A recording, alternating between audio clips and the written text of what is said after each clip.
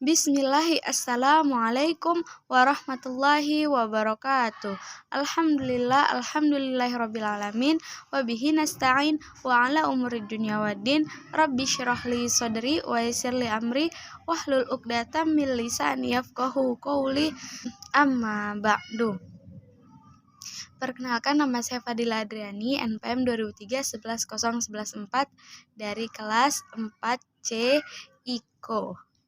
Di sini saya akan menjelaskan secara ringkas mengenai tokoh perubahan Ibnu Taimiyah.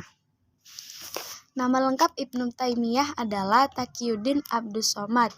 Beliau dilahirkan di Harran, Turki pada 10 Rabiul Awal 661 Hijriah dan wafat di Damaskus, Suriah pada 20 Zulqa'dah 728 Hijriah.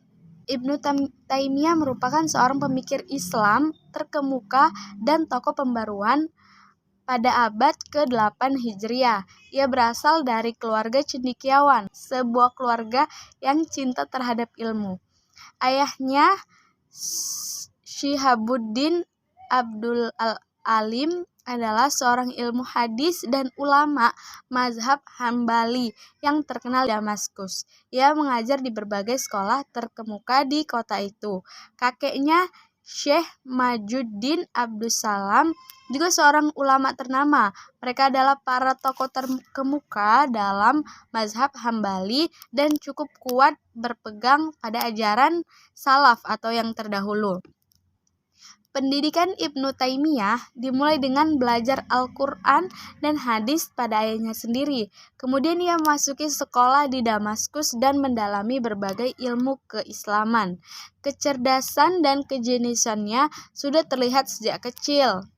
Dalam usia 10 tahun, ia telah mempelajari kitab-kitab hadis mu'tabar atau rujukan seperti kitab Musnad atau kitab yang menghimpun hadis-hadis yang diriwayatkan oleh Imam Ahmad bin Hanbal, Al-Kutub Al-As-Sittah atau kitab 6 hadis, Mu'jam Al-Tabar atau kamus yang disusun Al-Tabar. Selain itu, ia juga mengajar khot atau menulis indah, ilmu hitung, menghafal Al-Quran, dan mendalami bahasa Arab dari Ibnu Abdul Qaum. Ada beberapa hal menarik yang dapat dicermati dari riwayat pendidikan Ibnu Taimiyah. Pertama, sejak kecil ia telah menjadi murid ayahnya secara langsung. Selain itu, dapat diduga bahwa proses tatap muka dilaksanakan setiap saat dalam waktu yang cukup luas. Ibnu Taimiyah tumbuh dan berkembang menjadi seorang ulama terkemuka yang berpandangan luas, berpikiran rasional dan filosofis. Ia juga dikenal sebagai ahli hadis, ahli kalam, ahli fikih, ahli tafsir, ahli filsafat, dan ahli tasawuf. Dijelaskan dalam ensiklopedi Islam bahwa karya-karya Ibnu Taimiyah mencapai 100 jilid. Wow, banyak sekali ya.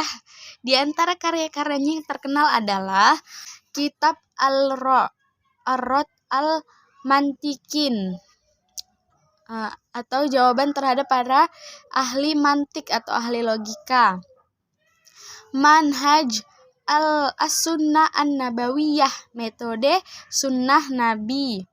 Kemudian ada Majmu' Al-Fatwa atau kumpulan fatwa ya. Ada juga Bayan Al-Muwafaq. Maaf ini kurang jelas tulisannya. Oke, pokoknya dan banyak kitab lainnya. Kemudian lisan dan pena Ibnu Taimiyah amat tajam sehingga banyak orang yang merasa tersinggung.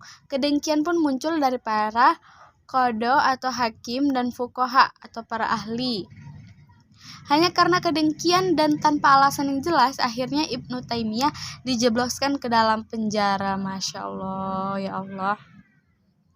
Ibnu Taimiyah tidak pernah putus asa untuk menyebarkan dakwahnya, yaitu meluruskan dan membenarkan pemahaman manusia mengenai Islam dalam hati mereka. Ada perkataan Ibnu Taimiyah yang menjadi magnet tersendiri bagi para pengikutnya.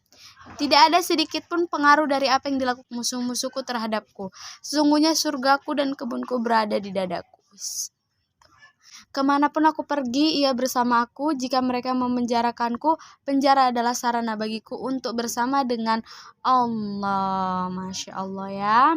Nama Taqiyuddin Ibnu Taimiyah yang dilahirkan di Haran atau Irak 661 dan wafat tahun 728 Hijriyah atau sama dengan 1263 sampai 1328 Masehi ketika dunia timur diserang oleh tentara Mongol sehingga kota Baghdad jatuh ke tangan mereka.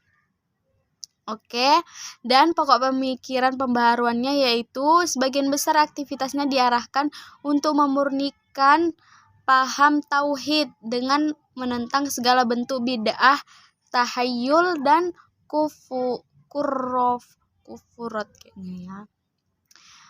Oke, kemudian dia menggalakkan umat Islam agar bergairah kembali menggali ajaran-ajaran Al-Quran dan hadis, serta mendorong mereka melakukan ijtihad dalam menafsirkan ajaran-ajaran agama.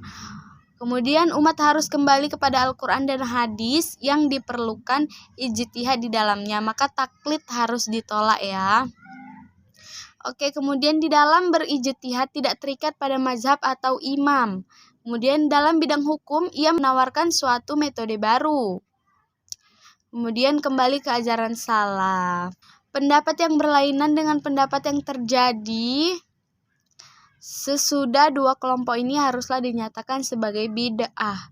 Ibnu Taimiyah tidak ragu-ragu memasukkan ke dalam kelompok orang-orang yang bersalah karena melakukan bid'ah seperti aliran Khawarij, Syiah, Mu'tazilah, Murji'ah, Jahmiyah, dan Asy'ariyah. Masya Allah ya, Ibnu Taimiyah ini. Terus sanggahan terhadap filsafat, Ibnu Taimiyah menyerang ahli-ahli logika atau Aristotle bahwa logika adalah pemikiran yang benar mengalahkan dalil-dalil lainnya. Oke, dari kronologis kehidupan Ibnu Taimiyah itu sangat Masya Allah ya, luar biasa. Jadi kita itu dapat mengambil intisarinya untuk mengikuti apa yang dilakukan Ibnu Taimiyah. Dia memang seorang yang sudah cerdas ya dari kecilnya dan rajin juga keluarganya ya kan. Jadi itu yang bisa saya sampaikan. Kurang dan lebihnya saya mohon maaf. Wassalamualaikum warahmatullahi wabarakatuh.